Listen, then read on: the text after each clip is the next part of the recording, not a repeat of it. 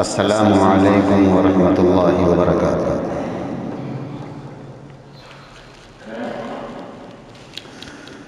الحمد للہ نحمده ونستعینه ونستغفره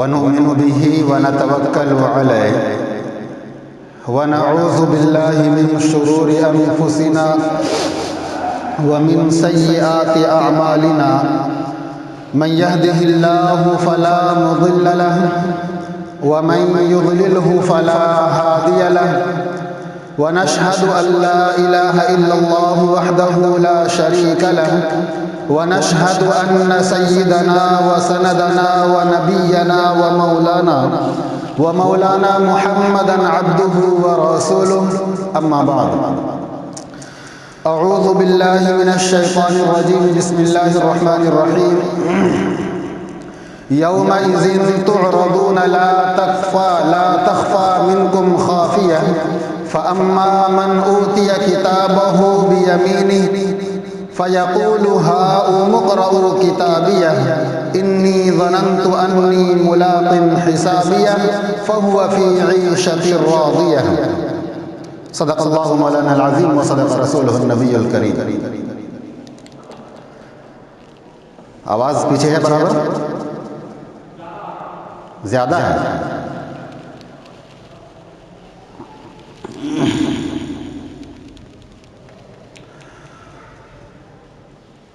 میرے محترم مصلیان کرام اور عزیز ساتھیوں،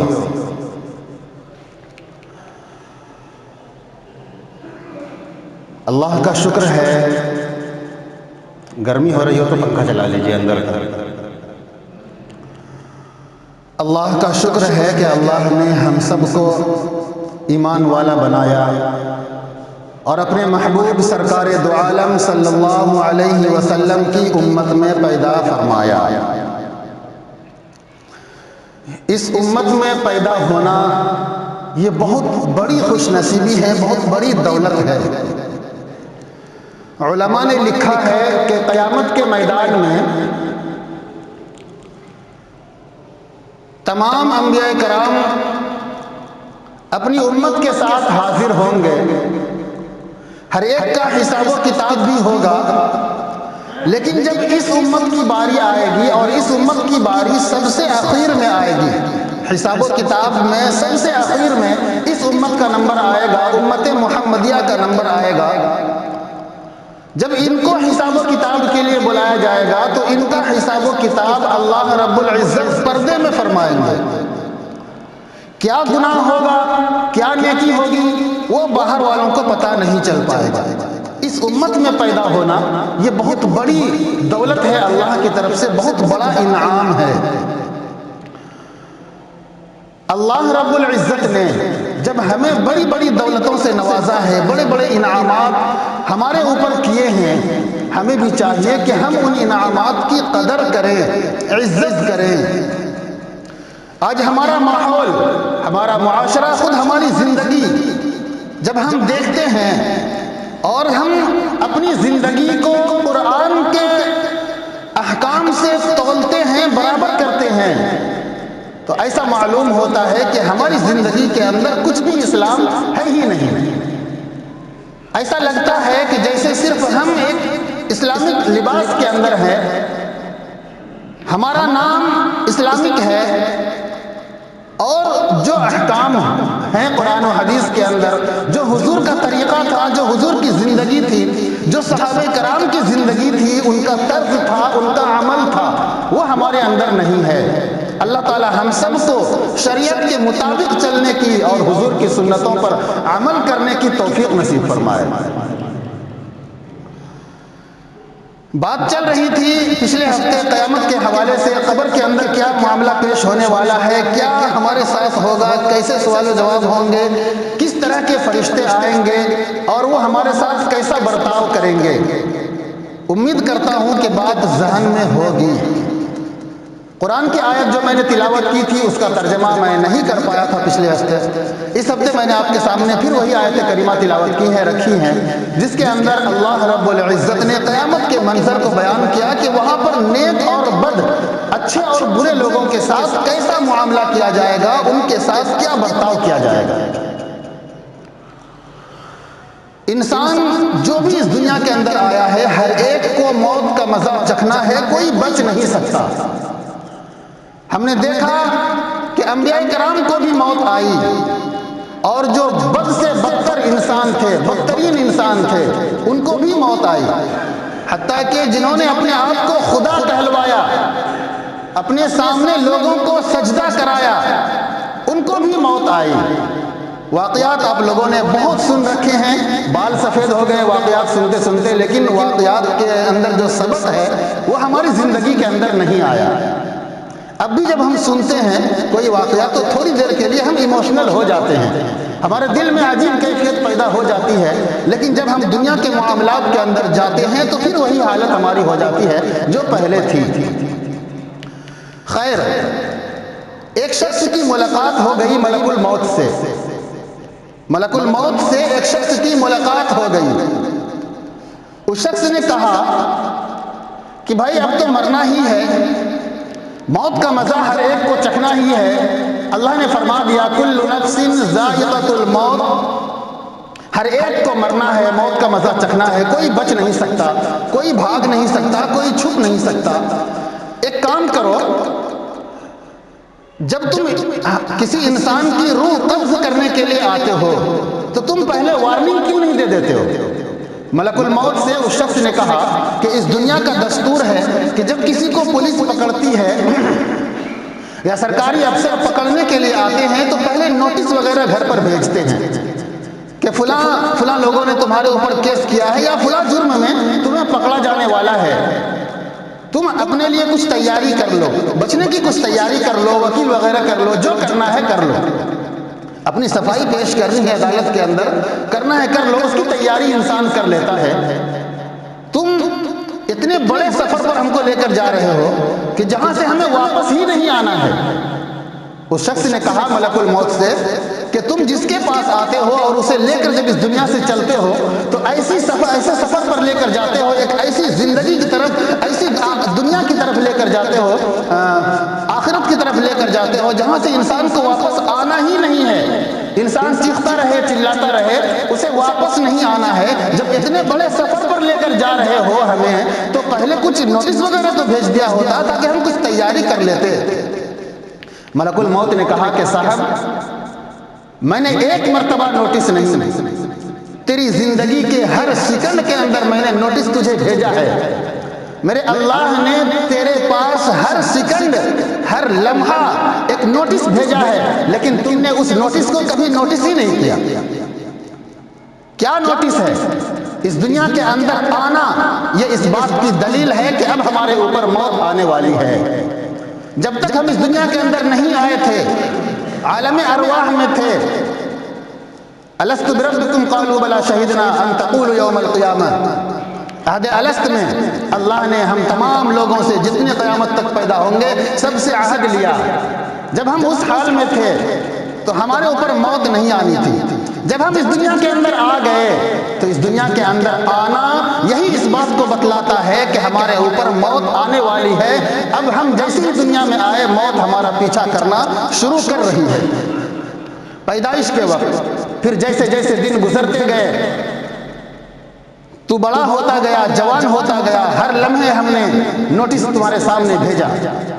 کیا نوٹس بھیجا؟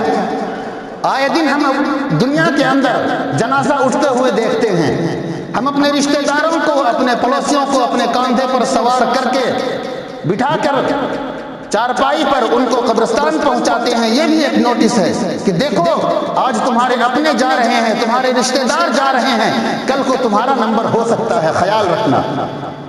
پھر کیا نوٹس بھیجتے ہیں؟ کہتے ہیں کہ جب تم بڑے ہوتے ہو تمہارے سر پر بال سفید ہونے لگتے ہیں، یہ بھی ہماری طرف سے نوٹس ہے کہ اب بڑھاپا چھانے لگا، قبر کی طرف قدم بڑھنے لگ گئے، تم سمجھ جاؤ اب بھی وقت ہے۔ اللہ کے سامنے توبہ کر لو. واشتعل الراس شیبا، بڑھاپا چھا گیا، جوانی ختم ہونے لگی، بدن پر جھریاں پڑ گئیں، دل زیادہ تیز دھڑکنے لگا، ہارٹ کی بیماری ہو گئی، بدن کے اندر طرح طرح کی بیماریاں لگنے لگیں، چہرے پر جھریاں پڑ گئیں، دانت میں درد ہونے لگے، دانت اکھڑنے لگ گئے. یہ اس بات کی دلیل ہے کہ فرشتے اب بہت جلد تمہارے پاس آنے والے ہیں. یہ بھی نوٹس ہے میری طرف سے، لیکن تم نے کبھی نوٹس ہی نہیں کیا.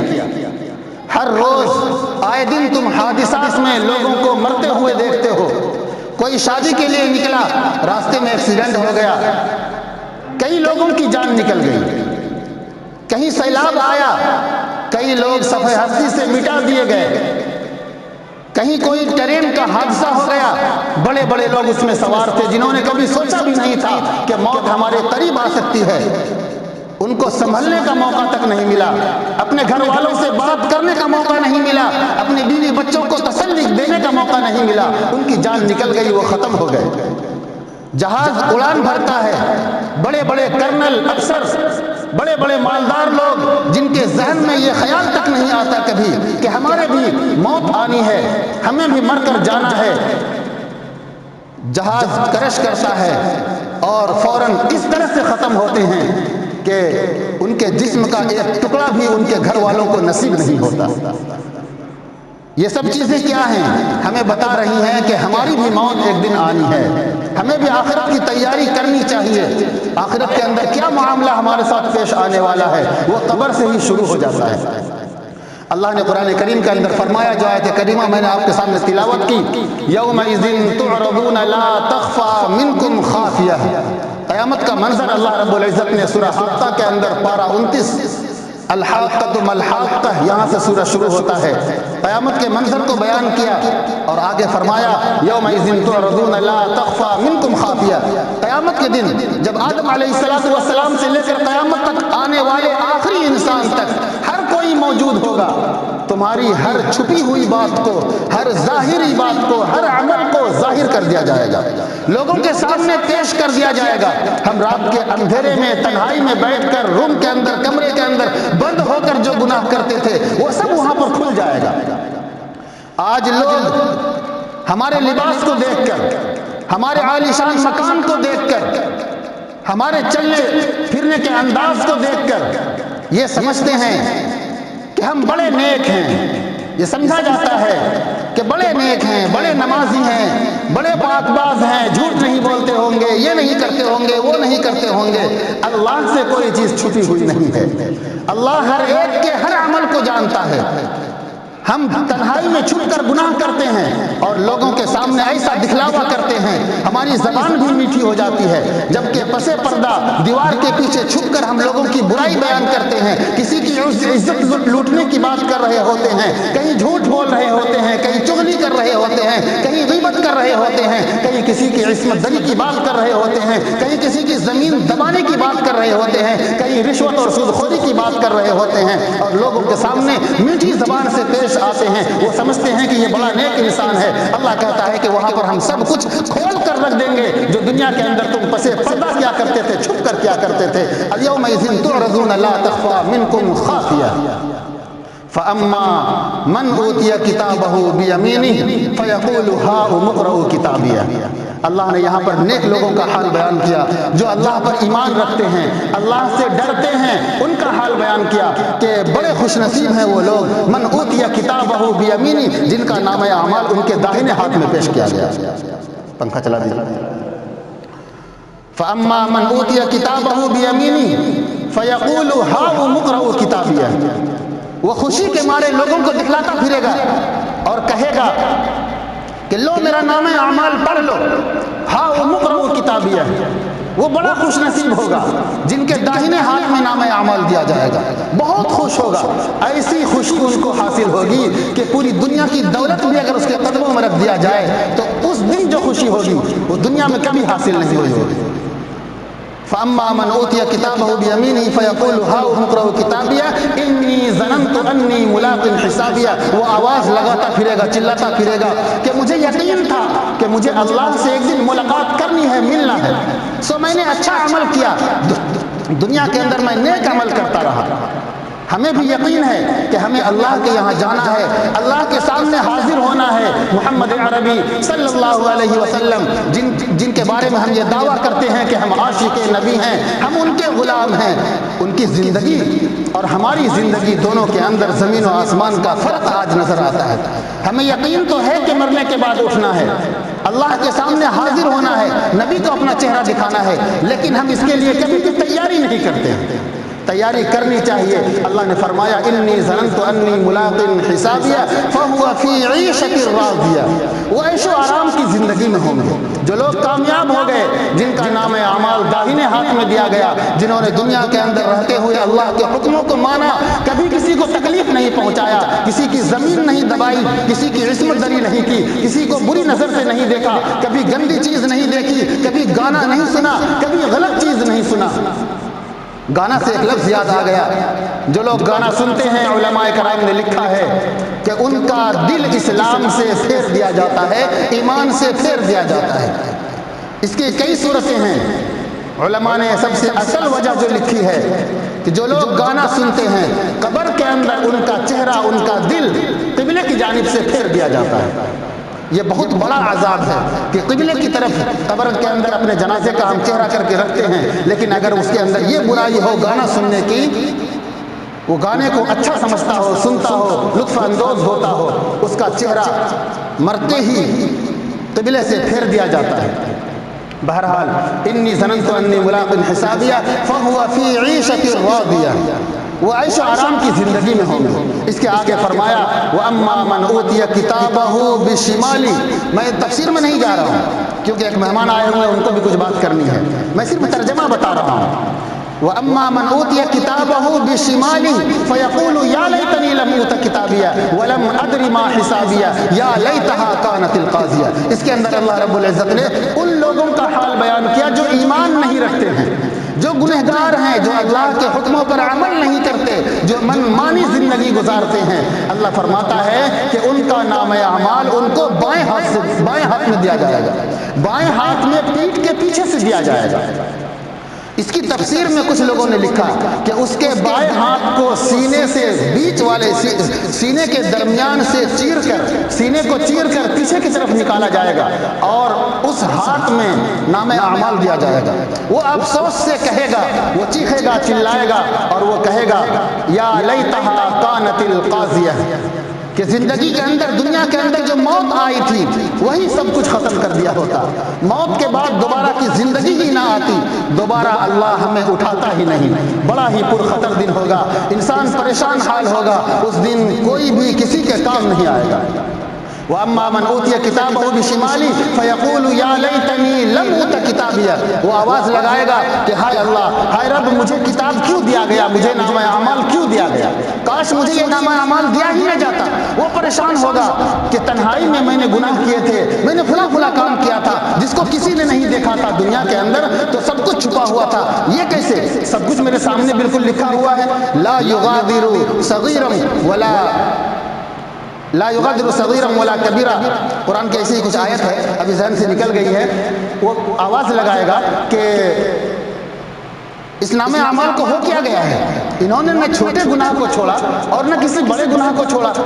بات یہ ہے کہ اللہ نے کرامن کاتبین کو ہمارے اوپر ہر وقت متعین کر رکھا ہے، جو ہمارے ہر عمل کو لکھتا رہتا ہے۔ ہم کوئی بھی غلط بات اپنی زبان سے نکالیں، کسی کے بارے میں کچھ سوچیں، وہ سب ہر کچھ لکھتا رہتا ہے، اور وہ سارے عمل کی جزا یا سزا قیامت کے دن ہمیں ملنے والا ہے۔ اس لیے ہم اپنی زبان سے کوئی بھی لفظ نکالیں، ہم اچھی طرح سے سوچ کر نکالیں، سمجھ کر نکالیں، ورنہ وہاں پر پچھتاوے کے علاوہ کچھ بھی نہ ملے گا۔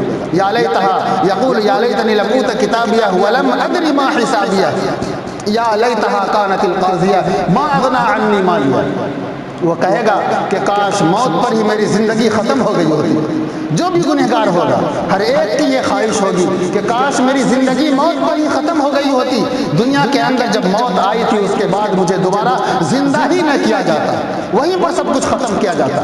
لیکن ایسا نہیں ہے، یہ تو دار العمل ہے، دار الجزا نہیں ہے، سب کچھ یہاں ختم ہونے والا نہیں ہے۔ قیامت کے دن ہم سب کو جی اٹھنا ہے اور اللہ کے سامنے اپنے حساب و کتاب کو بھی دینا ہے، پیش کرنا ہے۔ ما اغنی عنی مالیہ، آج جو لوگ اپنے مال پر غرور کرتے ہیں، گھمنڈ کرتے ہیں، ان کو بھی اللہ نے آگاہ کیا کہ سنو اس آیت کے اندر، ما اغنا عنی مالیہ، وہ مجرم چیخے گا، چلائے گا اور کہے گا کہ ہائے افسوس، میرے مال نے بھی میرا کچھ ساتھ نہیں دیا۔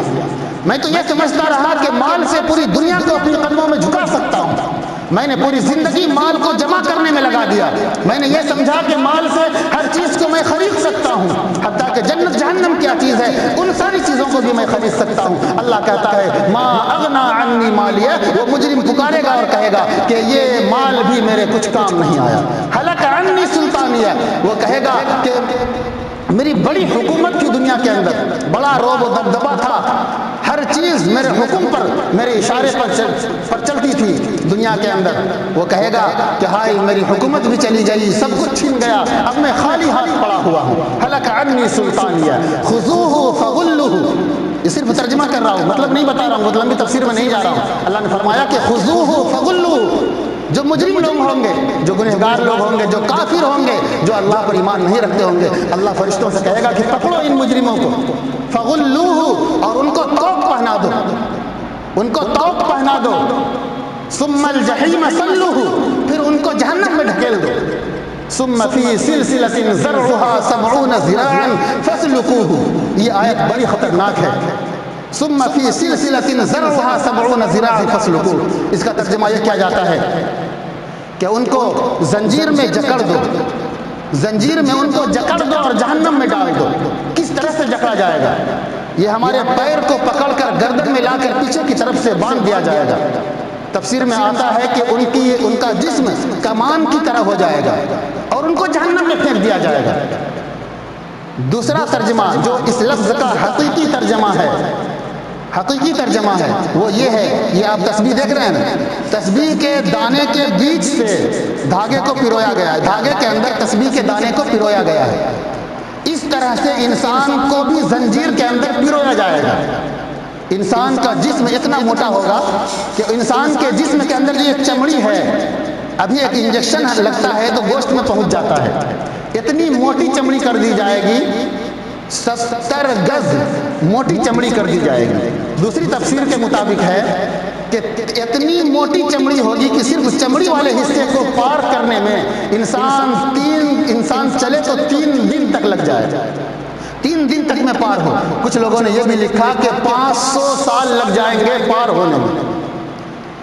ہمارے جسم کی حیات یہ نہیں رہے گی، یہ تو محمدی شکل ہے، یہ تو امت محمدیہ کی شکل ہے، اس شکل میں عذاب نہیں دی جائے گی، جسم و جثہ کو بڑھا دیا جائے گا اور ایسے تبدیل کر دیا جائے گا کہ پہچان میں نہیں آئیں گے۔ ثم الجحیم صلوہ ثم فی سلسلۃ ذرعها 70 ذراعا فاسلکوہ، دنیا کے اندر جتنے بھی لوہے ہیں تمام لوہوں کو جمع کر دیا جائے تو جہنم کے زنجیر کی ایک کڑی بنے گی۔